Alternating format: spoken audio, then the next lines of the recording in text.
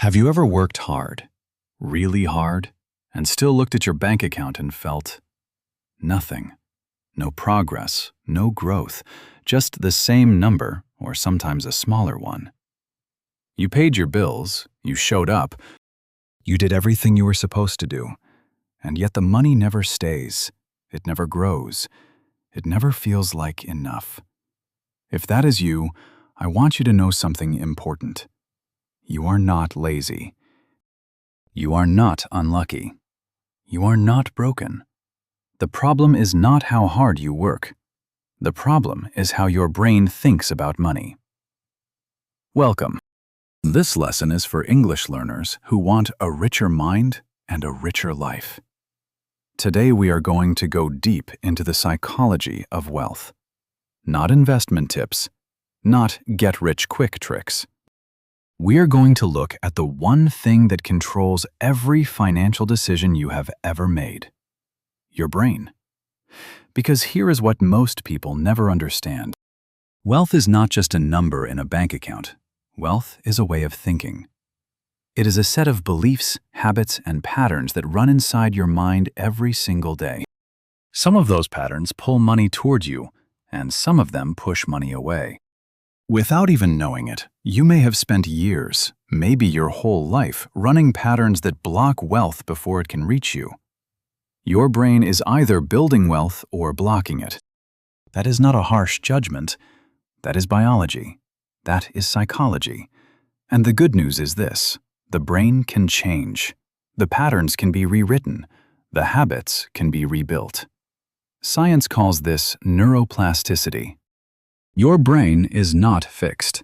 It is flexible. What you practice, you become. What you think over and over shapes the structure of your mind. By the end of this lesson, you will understand why your relationship with money has always felt difficult. You will see the exact thinking patterns that keep most people stuck. And you will have a clear, practical map to start rewiring your brain for wealth. Not someday, starting today. This is not about becoming a different person. This is about removing the layers that were placed over the person you already are. 7 lessons. Each one will shift something in you. Each one builds on the last. Together, they form a complete picture of how wealthy people think and how you can begin thinking the same way. If you are serious about changing the way your mind works around money, subscribe right now. Because this channel is built for people who want real change, not just motivation that fades by morning. Let's begin. Lesson 1. Your brain was wired for survival, not for wealth. Let's start at the beginning. Not the beginning of your financial life, the beginning of your brain.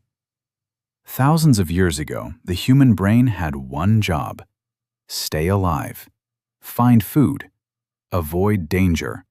Don't take risks. The brain that survived was not the brave brain. It was the careful brain. The brain that said, "Don't touch that, don't try that, stay where it is safe." That brain is still inside you right now. And when it comes to money, that ancient survival brain does not see opportunity. It sees threat. It does not see possibility. It sees risk. Every time you think about investing, starting a business, or spending money on something that could grow your future, that old brain whispers, "What if it doesn't work? What if you lose everything? What if you fail?" Here's the truth. That voice is not wisdom. That voice is fear wearing the mask of wisdom. Research has shown us something remarkable. The brain is not fixed. This is called neuroplasticity. Your brain physically changes based on what you repeatedly think and do. New paths form, old paths fade. The brain you have today is the result of every thought you have practiced for years. And the brain you will have tomorrow depends on what you choose to practice starting now. Think about what this means. If you have spent years thinking, "I'm bad with money," your brain has built a highway for that thought. It runs fast, smooth, automatic. But if you begin to think differently, consistently, Intentionally, a new path starts to form. It is small at first, like a dirt road through a forest, but with time, with repetition, it becomes a highway too. You practiced your way into your current financial thinking. You can practice your way out. Now consider the lottery winner. You have heard this story before in different forms. A person wins a large amount of money, life-changing money, and within a few years, sometimes less, it is all gone, back to where they started or worse. People hear this story and say, "How is that possible?" But the answer is simple. The money changed. The brain did not. A scarcity mindset survives a windfall. It finds a way to return to what it knows. Because the brain does not follow the money follows the brain. You woke up. You earned. You spent. You slept. You woke up again. The cycle repeated. Not because you lacked discipline, but because the wiring underneath was never addressed. That changes today. When you believe there is never enough, you will never make enough. The first step is not a new savings account. The first step is awareness. Knowing that your brain has been running old programming. Seeing it clearly without shame. Because you cannot rewrite a program you refuse to look at. Look at it, right now. Ask yourself, what do I actually believe about money? Not what I wish I believed. What do I believe deep down when no one is watching? That question is where the real work begins. Lesson 2. You will never out-earn your self-image. There was a young man. He grew up in a small house with thin walls and a tired mother. Every time he asked for something, a toy, a school trip, a new pair of shoes, the answer was the same. We can't afford that. 3 words, said quietly, said without anger, said as simple fact. He heard those words hundreds of times before he turned 10. By the time he was an adult, those words had become his. Not as a memory, as a belief, as a filter through which he saw every opportunity, every price tag, every dream. Before he even looked at the number, his brain had already decided, we can't afford that. He got a job, he worked hard, he got a raise, and still somehow there was never enough. Because the ceiling was not in his salary, the ceiling was in his mind. This is not a story about one man. This is the story of millions of people walking around with someone else's financial beliefs living inside their heads. Listen carefully. Your self-image around money was mostly built before you were old enough to question it. You absorbed it from your parents, your neighborhood, your school, the conversations happening around the dinner table. You did not choose those beliefs. They were handed to you, and you have been carrying them ever since. Here is what that looks like in practice. A person with a low financial self-image gets a bonus at work. Instead of investing it or saving it, they spend it quickly. Not because they are foolish, but because, deep down, they do not believe they deserve to hold on to wealth. Having money feels unfamiliar, uncomfortable, and the brain moves away from discomfort. So the money disappears, and the brain relaxes. Back to normal. Back to known. Someone who is building wealth. Someone expanding their thinking. Someone learning to see themselves differently. They make different choices with the same bonus, not because they have more willpower, but because their self-image has room for wealth. People who stay broke consume. People who build wealth create. This is not about judging how people spend their money. This is about understanding the engine underneath the spending. The self-image is the engine. Everything else is just the result. You will never out-earn your self-image. So how do you change it? You start by catching the voice. The one that says, that's not for people like me. The one that says, I could never afford something like that. The one that says, money is for other people. When you hear that voice, you do not fight it. You do not scream at it. You simply notice it. You say, "I see you. You are old. You are not mine, and you are not true." Then you replace it, slowly, deliberately, with something better. I am learning how to build wealth. I am becoming someone who understands money. I am allowed to grow. These are not magic words.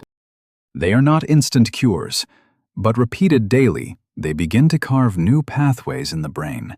They begin to raise the ceiling. And when the ceiling rises, everything else has room to rise with it. The young man's story does not have to end where it began, and neither does yours. Lesson 3. The question that changes everything. Most people walk through life asking the wrong question about money. They see something they want, a course that could grow their career, a book that could change their thinking, a small investment that could build their future. And before they even finish the thought, the question comes, "Can I afford this?" And the brain, well-trained, answers quickly, "No." And the door closes. That question is a trap, not because the answer is always wrong, but because of what it does to the brain. "Can I afford this?" is a closed question. It asks the brain to look at what exists right now and make a judgment. The brain looks at the bank account. The brain looks at the bills. The brain says, "No." And it stops working. Case closed. Move on. But wealthy people ask a different question.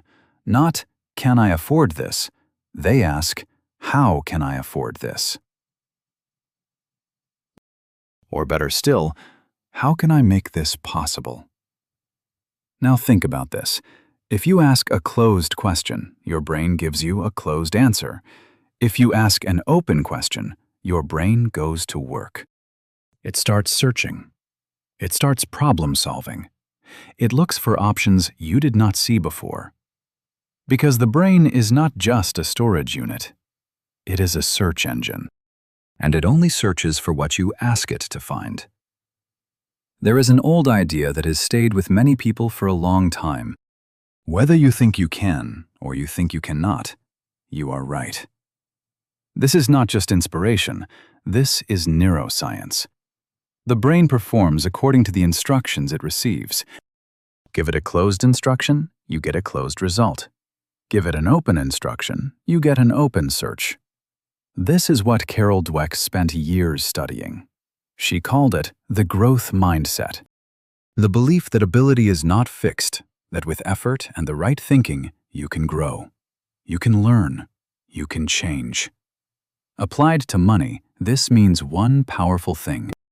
You are not permanently bad with finances. You have simply been practicing a fixed way of thinking about them. And practice can change. A broke mindset says, "I can't afford it." A wealthy mindset says, "How can I afford it?" That shift is not just motivational language, it is a rewiring instruction. Every time you catch the old question and replace it with the new one, you are physically building a new neural path. You are voting for a different version of yourself. If this feels uncomfortable, good. If this makes you a little angry, good. If you are sitting there thinking, "But I really cannot afford most things," stay with me. This is not about pretending you are rich when you are not. This is about training your brain to look for solutions instead of stopping at problems. Because here is what the research on financial thinking shows us again and again. The difference between people who build wealth over time and people who stay stuck is not usually income. It is not usually education. It is the habit of asking better questions. Better questions lead to better thinking. Better thinking leads to better decisions. Better decisions made consistently over time lead to a different life. The question is not, "Can I afford this?" The question is, "How can I make this possible?" Start there. Ask it today. Ask it about something small. Watch what your brain does when you refuse to let it close the door. Lesson 4. Rich people eat last. There is a moment. You know this moment. You have lived it many times. You get paid. Money arrives. And immediately it starts to leave. The rent, the food, the phone, the small treats you promised yourself because the week was hard. The dinner out because you were tired of cooking. The thing you bought because it was on sale and you told yourself you would save next month. And then next month comes, and the same thing happens. This is not a character flaw. This is a pattern, and like all patterns, it was learned. It can be unlearned. The pattern is called spending, first saving what is left. And for most people, what is left is nothing, or close to nothing. The month ends, the account is thin, and the cycle begins again. Wealthy people do not do this. Not because they have more money. Many of them started with less than you. They do it because they learned one rule early and they never forgot it. Save first, spend what is left. Stay with me, because this sounds simple. It is not easy, but it is simple, and that matters. Warren Buffett started investing at 11 years old. He bought his first shares before most children have their first job. He delivered newspapers. He saved everything he could. He lived simply. He still lives simply today. One of the wealthiest men on the planet drives a modest car and lives in the same house he bought decades ago. Not because he cannot afford better, because he learned that the feeling of security, the feeling of building something, is worth more than any short-term pleasure. He did not become wealthy and then develop discipline. He developed discipline and then became wealthy. Most people spend first and save what is left. Wealthy people save first and spend what is left. This is delayed gratification. The ability to choose the larger reward later over the smaller reward now. Studies on this quality have found again and again that people who practice delayed gratification in small ways build more financial stability over time. Not because they are smarter, because they have trained their brain to tolerate discomfort in the present for a better future. You wake up. You move your money before you spend it. You build the habit before you feel ready for it. That last part matters. You do not wait until you have more money to start saving. You start with what you have. $10 a month, $20. Whatever is honest. Because the amount is not the point. The habit is the point. The identity is the point. Every time you save first, you are telling your brain, I am someone who builds wealth. And the brain listens. It adjusts. It starts to see you differently.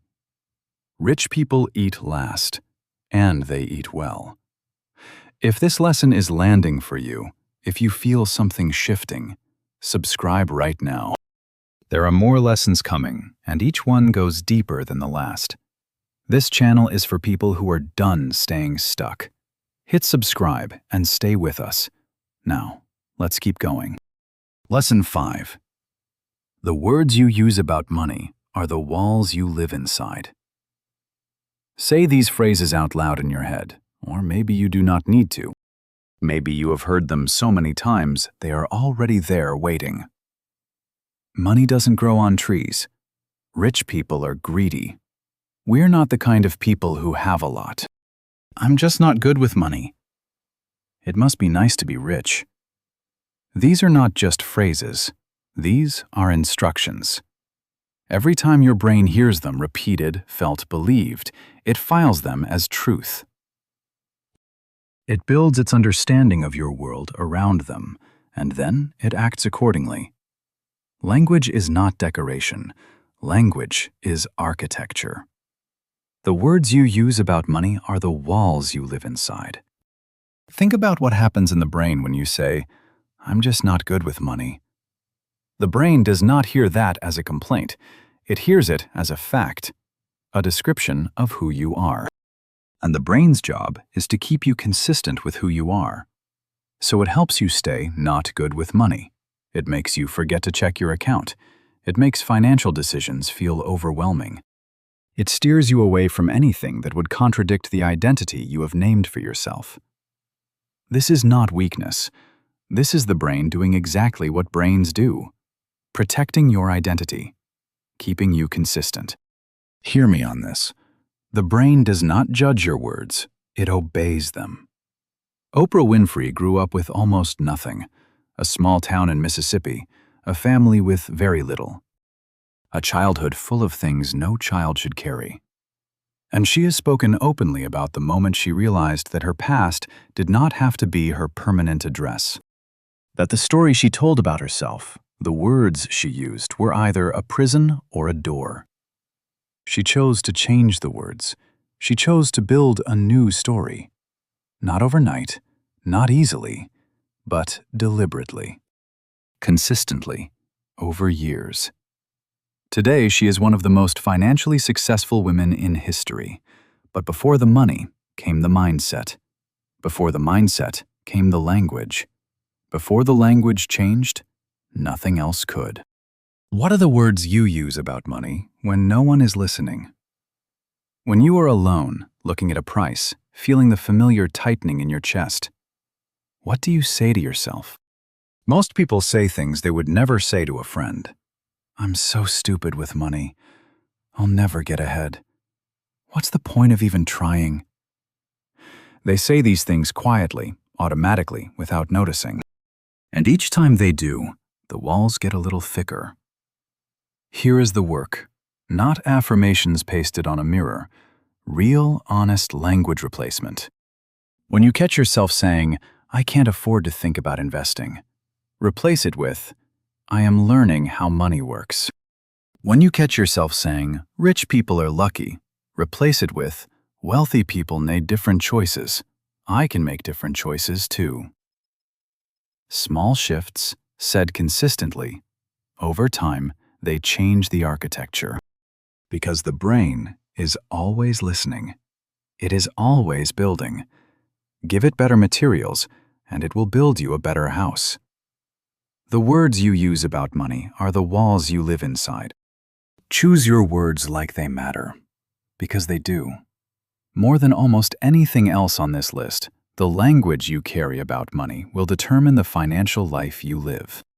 Lesson 6. You cannot think like a millionaire in the wrong room. Look around you right now, not just physically.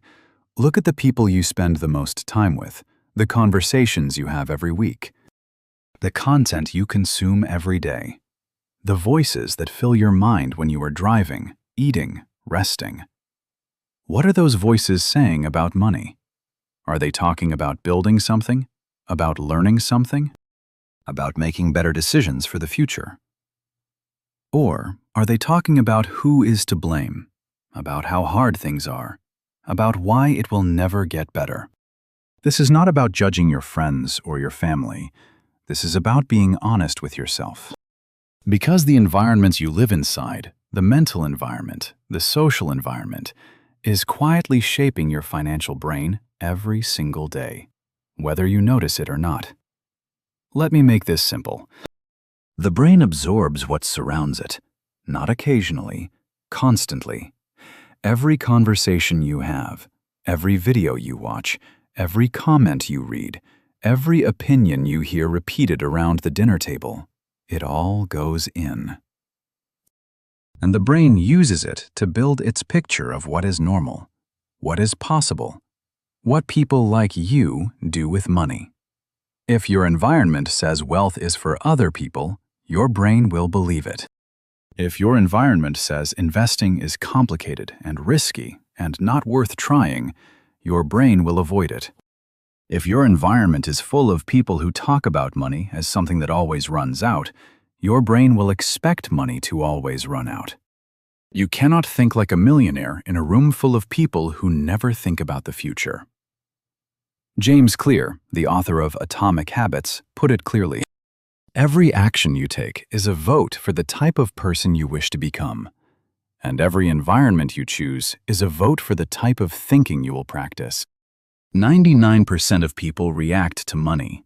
1% of people design their relationship with it. Designing your relationship with money means designing your environment.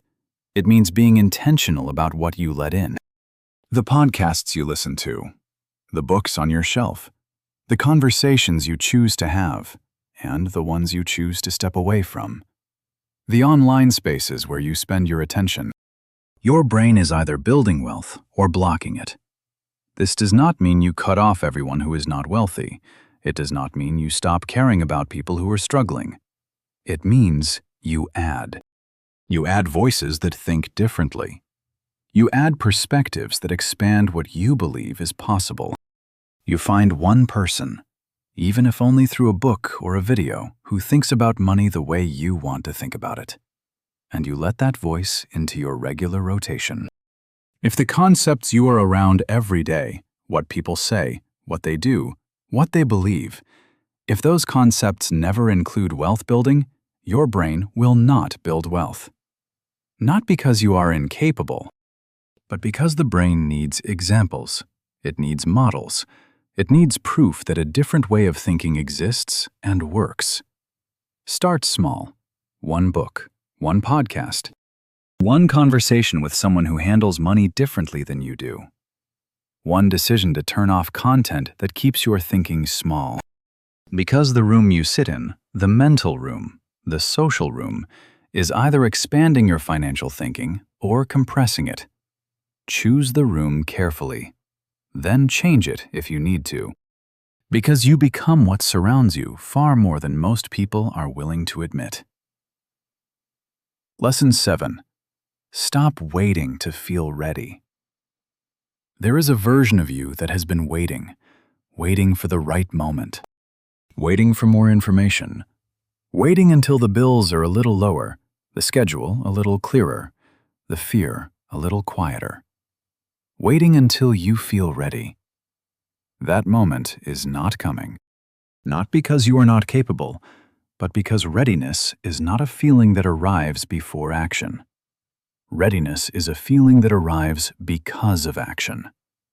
You do not wait to feel confident and then start.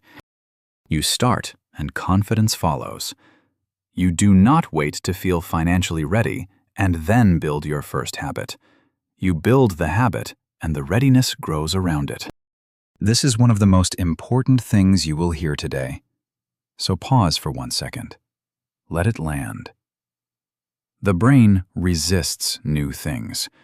That is its job. Anything unfamiliar, anything that does not match the current identity, the brain flags as dangerous. This is not what we do. This is not who we are. Stop. That resistance is not a sign that you are wrong. It is a sign that you are growing. The discomfort is the proof that something new is being built. Jim Carrey was not always famous. Before the movies, before the money, before the world knew his name, he was a young man with very little. No guaranteed income, no clear path. But he had a practice. He wrote himself a check. $10 million. He put a date on it, a date a few years in the future, and he carried that check in his wallet every single day. Not as a magic trick, as a commitment, as a daily act of choosing belief over doubt, acting as if before the evidence arrived. Years later, just before that date, he signed his first major film contract for $10 million. Now, this is not a story about the law of attraction. This is a story about what consistent action in the direction of belief does to a human brain. Jim Carrey did not just write the check and sit down. He worked. Every day. He showed up to auditions when no one called him back. He performed in rooms that were not ready for him. He acted before he felt ready. The check was not the magic. The daily decision to keep going was the magic. People who stay poor blame the economy. People who build wealth study it. There was a woman named Clara. She worked in an office, medium salary. Nothing unusual about her financial situation. But one day, she made a decision. One small decision. She set up an automatic transfer. A small amount moved from her main account to a savings account every single payday. She did not feel ready. She was not sure it would make a difference. She did it anyway. Month 1, nothing dramatic. Month 6, she had more saved than she had in years. Month 18, she used that savings to take a course that led to a promotion. The promotion led to a higher income. The higher income, combined with the same habit, began to build something real. Clara did not wait to feel ready. She built the habit first, and the readiness followed. You don't wait to feel ready. You act, and readiness follows.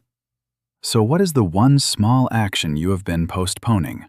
Not the big one, not the life-changing leap, the small one. The one that feels almost too small to matter. The automatic transfer. The first chapter of the financial book. The one conversation you have been avoiding. Do that thing. This week. Before you feel ready.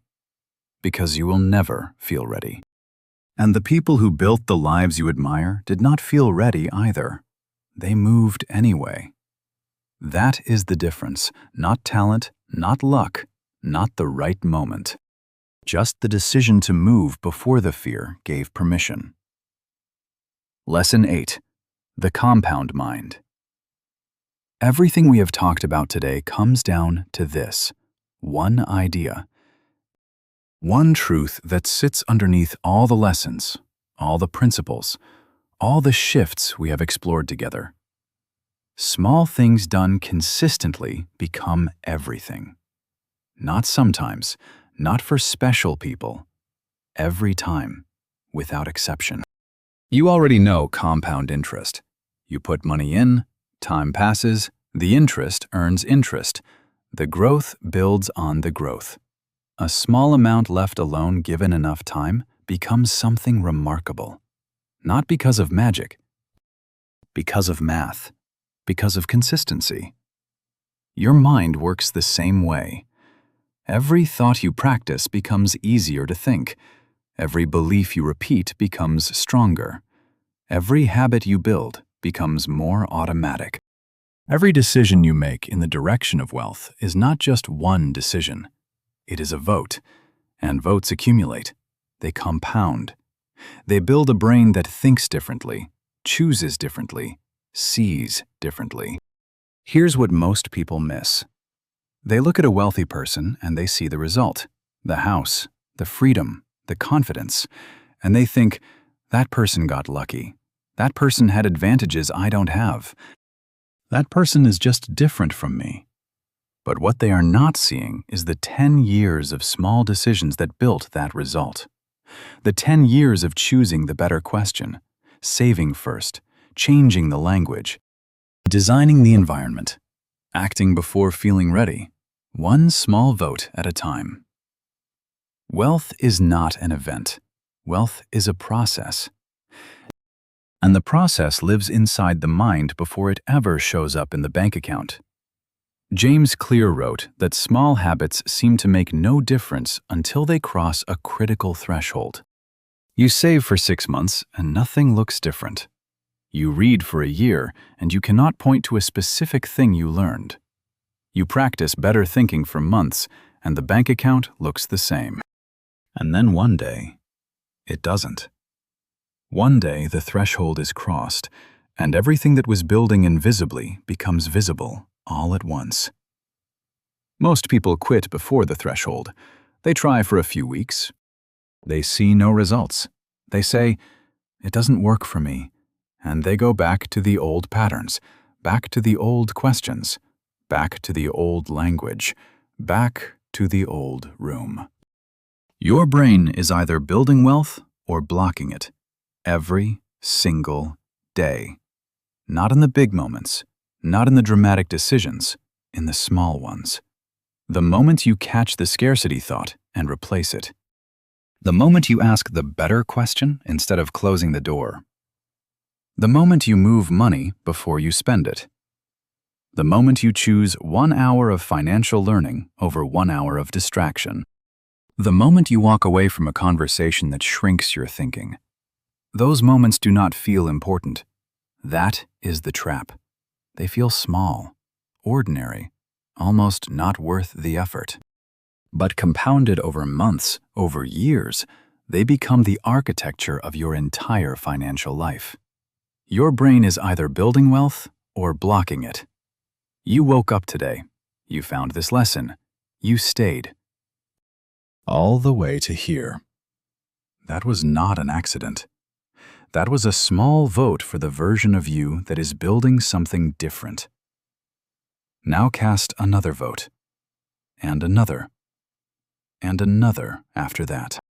Small thoughts repeated daily become the architecture of your entire financial life. The compound mind is not a gift, it is a practice, and you are already practicing, right now, in this moment. The only question is what you are practicing toward. Choose carefully, choose consistently, because the mind you build today is the financial life you will live tomorrow. You made it, all the way through. And that matters more than you know. Let's bring it all together. You learned that your brain was wired for survival, not for wealth, and that through neuroplasticity, through consistent practice, that wiring can change. You are not stuck with the brain you were given. You are building the brain you choose. You learned that your self-image sets your income ceiling, that the beliefs you carry about money, most of them inherited, most of them never chosen, are running your financial life from underneath. And that the first step to changing your finances is changing how you see yourself. You learned that the question you ask determines the answer your brain finds.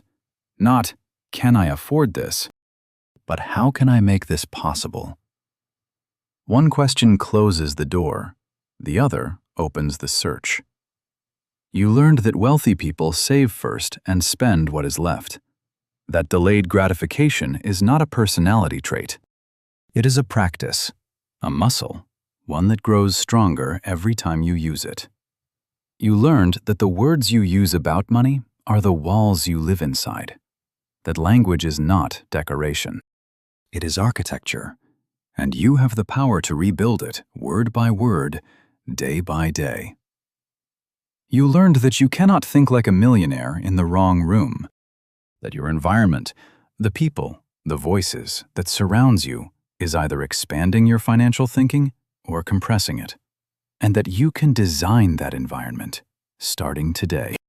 You learned that readiness does not come before action. It comes because of action. That the people who built the lives you admire did not wait to feel ready. They moved.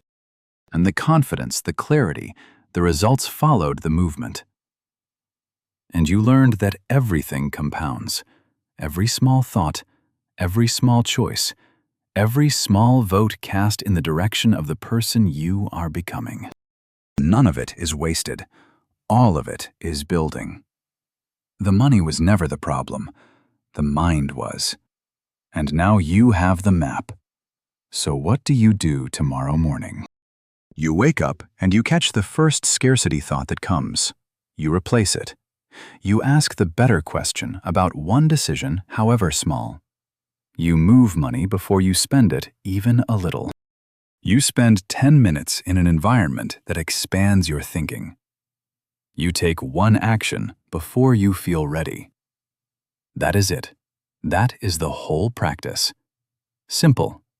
Not easy, but simple. And if you do that tomorrow, and the day after, and the day after that, something will shift. Slowly at first, then faster. Then one day you will look back at the person who found this lesson, and you will barely recognize them. Because the compound mind does not just change your bank account, it changes who you are. Your brain is either building wealth or blocking it. Today you chose building. Keep that choice. Repeat it. Let it compound. Which lesson hit you the hardest today? Tell me in the comments. I read every single one. And if someone in your life needs to hear this, share it with them. One share might change everything for someone you love. Keep listening daily, and your mind will grow with your money. This is the psychology of wealth. Thank you for being here. See you in the next one.